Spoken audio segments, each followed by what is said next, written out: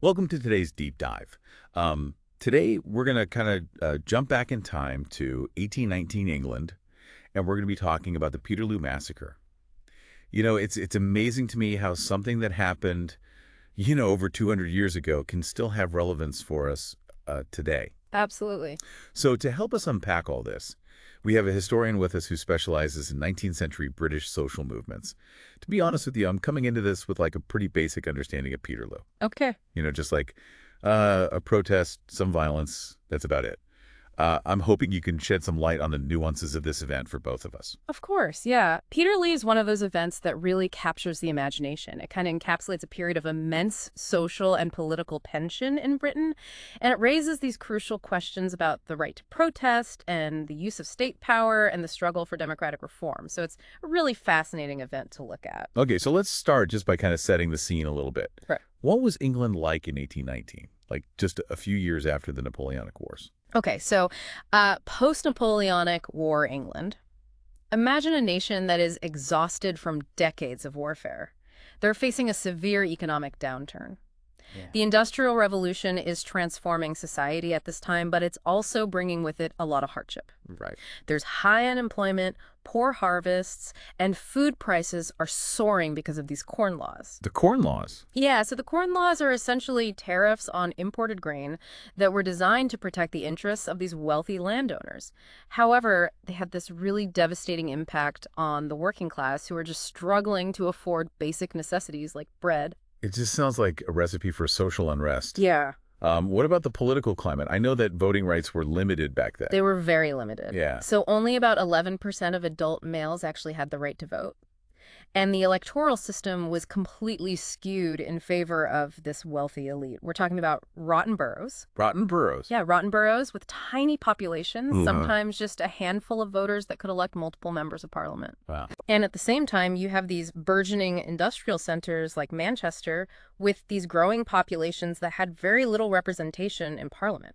Yeah, that seems incredibly unfair. It was. It must have been incredibly frustrating for people who felt like their voices weren't being heard. Absolutely. It was a source of immense frustration, and it really fueled the rise of these radical groups who were demanding political reform. Okay.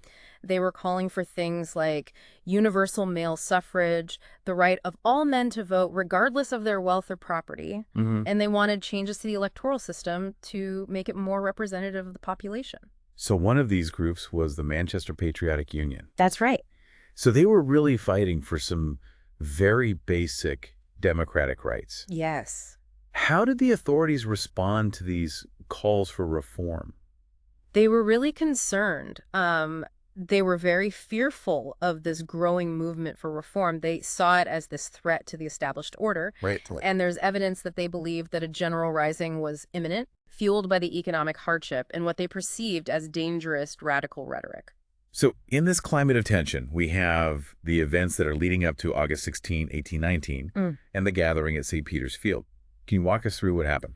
So the Manchester Patriotic Union organized this meeting at St. Peter's Field to discuss legal and effective ways of achieving parliamentary reform. It was intended to be a peaceful demonstration, a mass meeting where people could come together and hear from prominent reform leaders such as Henry Hunt. So it sounds like they were trying to emphasize the peaceful and lawful nature of their demands. Absolutely. They stressed the importance of order and nonviolence, and they expressly forbade anyone from bringing any weapons. In fact, people were encouraged to wear their Sunday best, to project this image of respectability and to show their commitment to peaceful change. I've read accounts of people walking for miles just to attend this meeting. Yeah. There must have been this just like palpable sense of hope and anticipation in the air. Yeah, there was this real feeling that change was possible. And one of the first-hand accounts we have is from Samuel Bamford, who was a weaver who led a contingent from the town of Middleton. Oh. He described this march to Manchester as a festive occasion with people singing and carrying banners. He even talks about running into his former employer. And even his former employer, while expressing concern, acknowledged the respectable appearance of the protesters. That's a powerful image. This diverse group of people coming together, Yeah. United in their desire for change. Yes. But we know that this gathering turned tragic. Yes. Can you help us understand what led to the violence? Okay. So the crowd at St. Peter's Field was enormous. The estimates range from 30,000 to 150,000 people. It's So, huge. yeah, a huge crowd. The atmosphere was very tense. Right. And while the organizers stressed peace, the authorities were on edge. Sure. And the local magistrates, fearing the crowd size and the potential for things to get out of control, they decided to issue arrest warrants for Hunt and other speakers. Even though the meeting was intended to be peaceful and within their rights to assemble, what were they thinking? It seems that they were operating from a place of fear, and they were determined to quash any potential dissent. And ironically, the government had actually advised them to proceed with caution, but they decided to take this more aggressive approach. They called upon the Manchester and Salford Yeomanry, a local militia, to arrest the speakers. The yeomanry. Who were they exactly? The yeomanry were essentially volunteer cavalry units that were often comprised of local shopkeepers, tradesmen, and the like. Oh. They weren't professional soldiers, and a lot of them were very young and inexperienced. So sending this untrained force into a dense crowd of tens of thousands of people was a recipe for disaster. That sounds incredibly reckless. I can only imagine the tension escalating as they tried to force their way through the crowd. Yeah. You're right. It was an incredibly volatile situation. Yeah. As the yeomanry are trying to push their way through this densely packed crowd, their horses are becoming agitated. People are panicking. Some are being trampled. And then tragically, the first casualty occurs. A 2-year-old boy named William Fields, who was thrown from his mother's arms as a trooper galloped towards the field. Oh, my gosh. She becomes the first victim of what will become known as the Peterloo Massacre.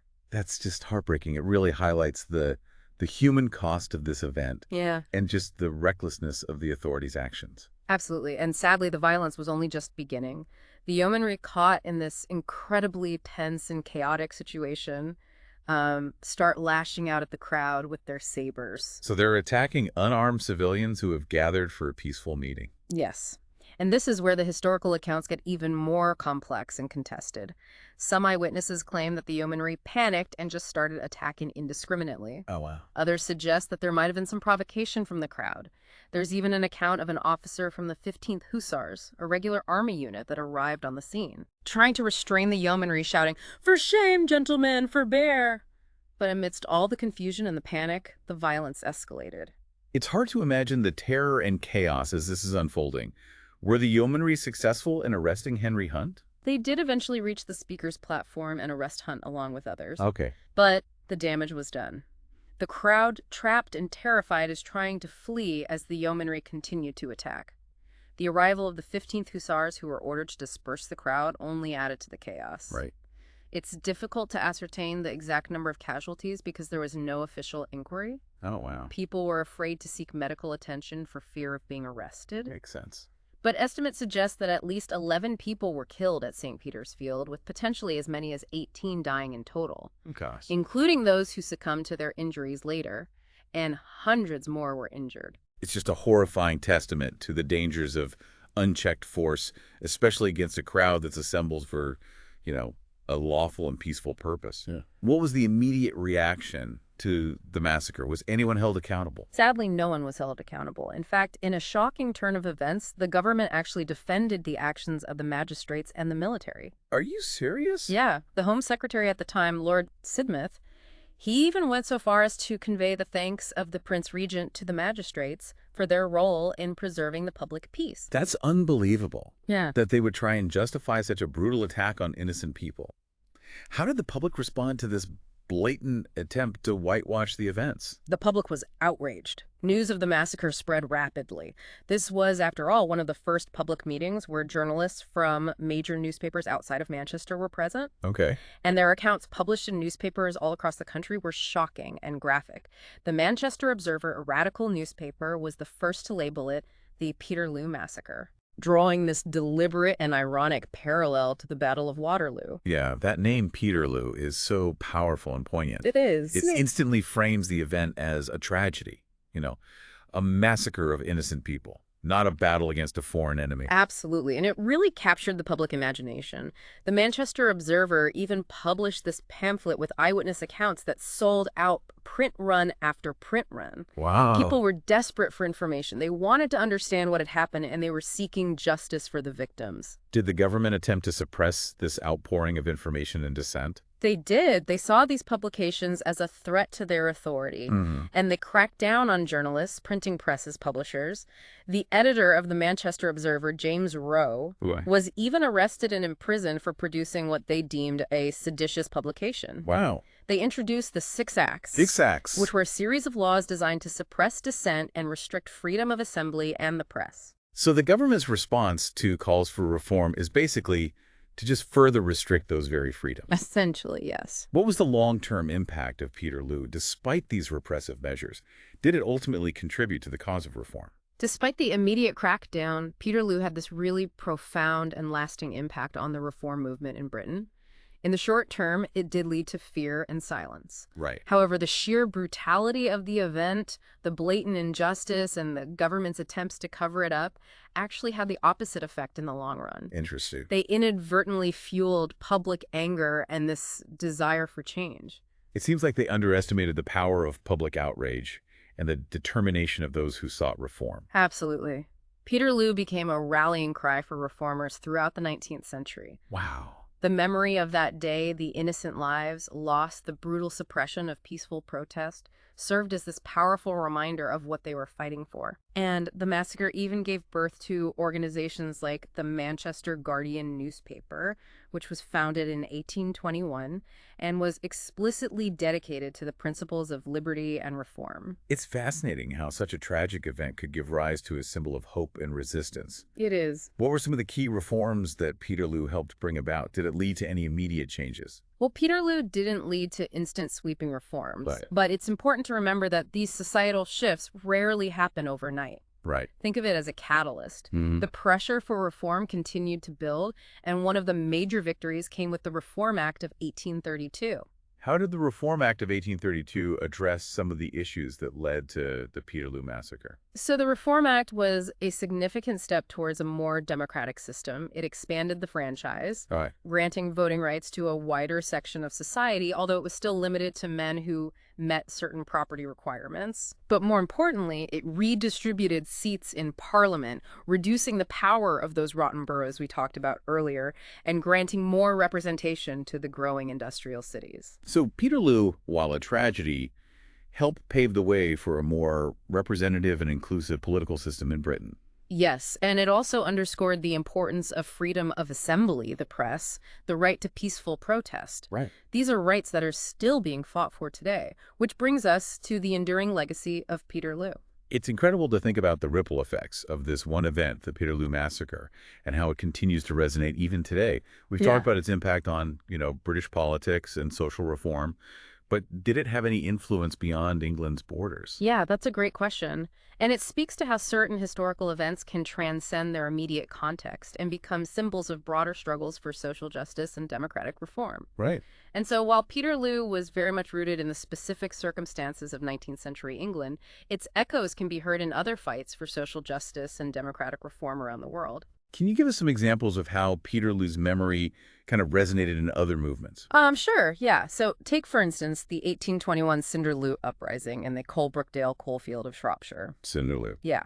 This event involved protesting workers who were met with violence by authorities, much like what happened at Peterloo. And the very name, Cinderloo, seems to be this conscious echo of Peterloo, Peterloo.